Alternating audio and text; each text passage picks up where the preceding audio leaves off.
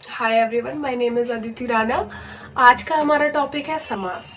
तो अगर by definition हम पूछे कि समास है क्या, तो दो या दो से अधिक वर्ण जो मिलके अर्थवान शब्द बनाते हैं उन्हें समास कहते हैं। ठीक है।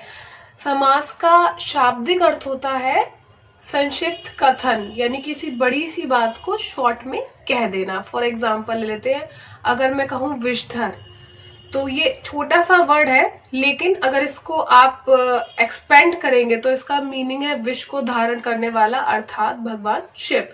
तो यानी कि इसका शाब्दिक अर्थ समास का है संक्षिप्त कथन। ओके, यहाँ तक क्लियर हो गया। उसके बाद बात करते हैं समास कितने टाइप्स के होते हैं। मेनली समास जो है वो 6 टाइप्स के होते हैं। फर्स्ट हमारा टाइप है अव्ययीभाव समास। सेकंड हमारा है तत्पुरुष समास। थर्ड है हमारा कर्मधारय समास। फोर्थ है हमारा द्विगु समास। फिफ्थ नंबर पे है हमारा द्वंद्व समास और सिक्स्थ नंबर पे है बहुव्रीहि समास। ओके, सो बात करते हैं अव्ययीभाव समास की। इसे छांटते टाइम जो हमारा सेकंड पद होता है ना, वो प्रधान होता है, वो इम्पोर्टेंट होता है। एग्जाम्पल ले लेते हैं, अगर मैं कहूँ प्रतिदिन, तो यहाँ प्रति इंपॉर्टेंट नहीं है, क्योंकि प्रति तो कुछ भी हो सकता है। फॉर एग्जाम्पल प्रत्येक हो सकता है, प्रति रात्रि हो सकता है, लेकिन यहाँ पे दिन इंपॉर्टेंट है। ठीक है। एक और एग्जाम्पल लेते हैं भरपेट। तो भरा तो कुछ भी हो सकता है, भरी थोंद हो सकती है, भरा हुआ गोदाम हो सकता है, कुछ भी हो सकता है, लेकिन यहाँ पे क्या इंपॉर्टेंट है, सेकंड पद है वो हमारा प्रधान है, इंपॉर्टेंट है, वो है हमारा पेट। यानी कि किस चीज की बात हो रही है, कि पेट की बात हो रही है जो कि भरा हुआ है। तो इस तरह के जो वर्ड होते हैं वो अव्ययीभाव समास में आते हैं। और भी इसे पहचानने का एक तरीका है कि वो समास जिसका पहला जो पद है वो बहुत छोटा सा हो या बहुत ही कम अर्थ वाला हो, है ना, क्योंकि ये अव्यय वर्ड्स होते हैं तो छोटे छोटे होते हैं। तो ऐसे जो समास के एग्जाम्पल है वो सब अव्ययीभाव समास में जाते हैं। दूसरी एक बात और है, कुछ वर्ड्स होते हैं जो बार बार रिपीट होते हैं।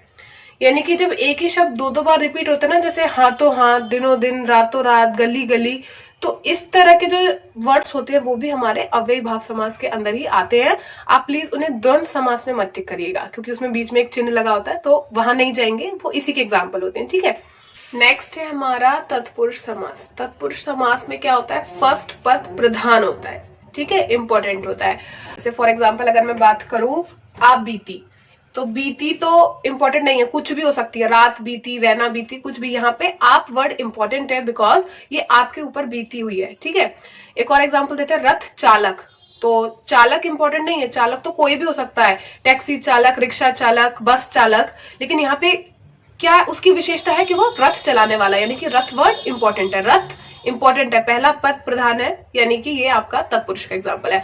एक और एग्जाम्पल अगर हम ले चिड़ी मार, तो मार तो वो किसी को भी सकता है, ठीक है, लेकिन हाथी मार हो सकता है, घोड़ा मार हो सकता है, माँ बाप को मारने वाला हो सकता है, कुछ भी हो सकता है, लेकिन यहाँ पे उस आदमी की विशेषता ये है कि वो चिड़िया को मारने वाला है। ठीक है, यानी कि चिड़ी वर्ड इंपॉर्टेंट है, मार इंपॉर्टेंट नहीं है।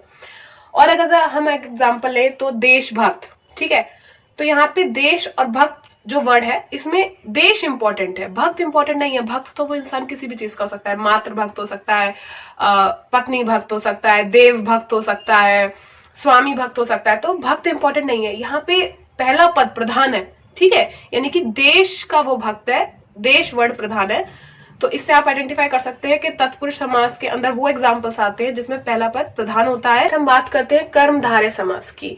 जिस समास का पहला पद विशेषण होता है और वह दूसरे पद की विशेषता बताता है, वो हमारा कर्मधारय समास होता है। ठीक है, एग्जाम्पल ले लेते हैं, अगर मैं कहूँ नील गगन, तो गगन की विशेषता क्या है कि वो नीला है। अगर मैं कहूँ चंद्रमुखी, यानी कि चंद्र के समान मुख वाली स्त्री की यहाँ बात हो रही है, तो मुख की ये विशेषता है कि वह चंद्र के समान दिखता है।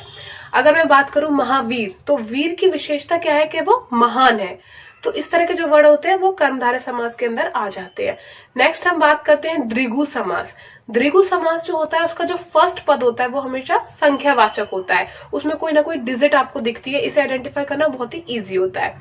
फॉर एग्जाम्पल मैं बात करूं अगर दो राहा, तिरंगा, है ना, 3 रंगों का समाहार, तो यहाँ पे 3 एक डिजिट निकल के आई, तो आप इसे द्विगु समास में टिक करेंगे। फॉर एग्जाम्पल चारपाई, 4 पायों का समाहार, तो 4 वर्ड निकल के आया, तो ये इसमें जाएगा।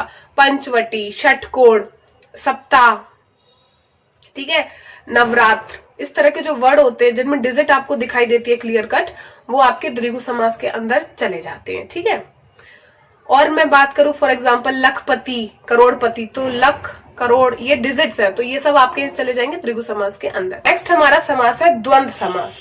द्वंद्व शब्द का मीनिंग होता है फाइट। पुराने जमाने में जो फाइट होती थी उसे द्वंद्व कहते थे। तो द्वंद्व समास में ना तो पहला पद ज्यादा हाई होता है, ना दूसरा पद लो होता है, दोनों समान वेटेज यानी कि इक्वल इंपॉर्टेंस के होते हैं। तो ऐसा समान जिसके दोनों पद समान टक्कर के होते हैं वो आपका द्वंद्व समास होता है। इसमें बेसिकली जो एग्जाम्पल आते हैं वो विलोम होते हैं। फॉर एग्जाम्पल लाभ, हानि, रात, दिन, यानी कि ऐसी चीजें जिनका इंपॉर्टेंस इक्वल है। और बीच में इनमें एक योजक चिन्ह लगा होता है जिससे आप इन्हें इजीली आइडेंटिफाई कर सकते हैं। ठीक है, अब नेक्स्ट हम बात करते हैं बहुव्रीहि समास की।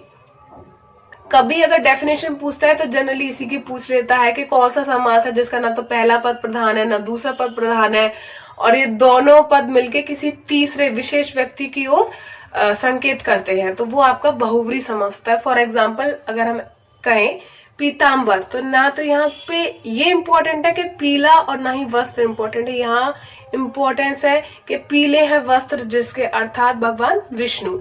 अगर हम एग्जाम्पल लें दशानन, तो यहाँ ना तो दश इंपॉर्टेंट है ना आनंद इंपॉर्टेंट है, ना तो 10 इंपॉर्टेंट है ना सर इंपॉर्टेंट है। यहाँ इंपॉर्टेंट क्या है, 10 है सर जिसके, अर्थात रावण। ठीक है, तो इस तरह के एग्जाम्पल इसके अंदर आ जाते हैं।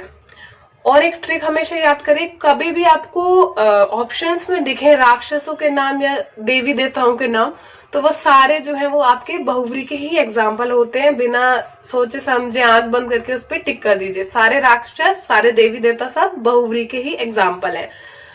और एक और अपवाद होता है समास में छांटते टाइम, कभी भी अगर आपको लगे कि आंसर आपका या तो द्विगु समास आ रहा है या कर्मधारय समास आ रहा है, बट ऑप्शन में आपको बहुव्रीहि समास भी दिख रहा है, तो आप हमेशा बहुव्रीहि समास को टिक करेंगे, बिकॉज कुछ वर्ड होते हैं जिनका डीप मीनिंग होता है। हम एक एग्जाम्पल ले लेते हैं। अगर मान लीजिए क्वेश्चन आता है कि दशानन में कौन सा समास है, तो बेसिकली दशानन में आगे एक डिजिट आपको क्लियर कट दिख रही है, 10 आनंद, 10 सिर है। ठीक है, लेकिन जब हम इस वर्ड को एक्सपेंड करेंगे, 10 है सर जिसके, अर्थात रावण, यानी कि डीप मीनिंग में जाएंगे, तो आपका बहुव्रीहि ज्यादा सूटेबल ऑप्शन है, इसलिए आप बहुव्रीहि को टिक करेंगे। एक और एग्जांपल ले लेते हैं नीलकंठ। तो बेसिकली हमने डिस्कस किया था कि कर्मधारय में पहला पद विशेषण है और दूसरे की विशेषता बता रहे, यानी कि कंठ की विशेषता ये है कि वो नीला है ना, तो कर्मधारय होना चाहिए था, बट ऑप्शन में हमें बहुव्रीहि भी दे रखा है। और अगर हम नीलकंठ को एक्सपेंड करेंगे तो इसका डीप मीनिंग जो है वो बहुव्रीहि में निकल के आएगा। नीला है कंठ जिसका, अर्थात शिव भगवान की यहाँ बात हो रही है, तो आप हमेशा आंसर बहुव्रीहि टिक करेंगे। अगर आपका ऑप्शन में आपको लग रहा है द्विगु समास हो सकता है या कर्मधारय हो सकता है, लेकिन ऑप्शन में अगर बहुव्रीहि है तो वही आंसर हमेशा राइट कंसिडर्ड किया जाएगा। यहाँ तक देखने के लिए thank you so much and all the best for your exam.